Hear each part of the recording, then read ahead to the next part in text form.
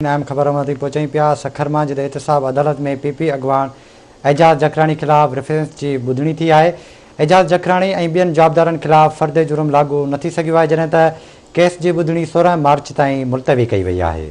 तव्हांखे अपडेट कंदा हलूं। ब्रेकिंग न्यूज़ आहे त सखर में एहतसाब अदालत में पीपी अॻवान एजाज़ जखराणी ख़िलाफ़ रेफरेंस जी ॿुधणी थी आहे। एजाज़ जखराणी ऐं ॿियनि जवाबदारनि ख़िलाफ़ फ़र्द जुर्म लागू न थी सघियो आहे। केस जी ॿुधणी 16 मार्च ताईं मुलतवी कई वई आहे। तफ़सील मालूम कंदासीं सखर मां आवाज़ टीवी जे रिपोर्टर शाहिद चनो खां। जी शाहिद, कहिड़ा अपडेट्स आहिनि?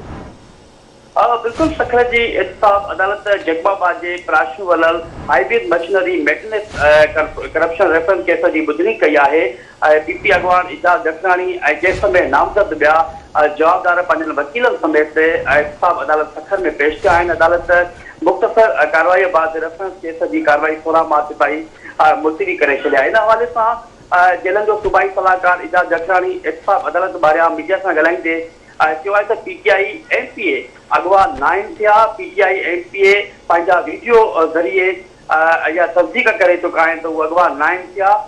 इन खां पोइ हुन चयो त पीटीआई जी सियासत रुगो कूड़ ऐं ड्रामेबाज़ी ते ॿधल आहे।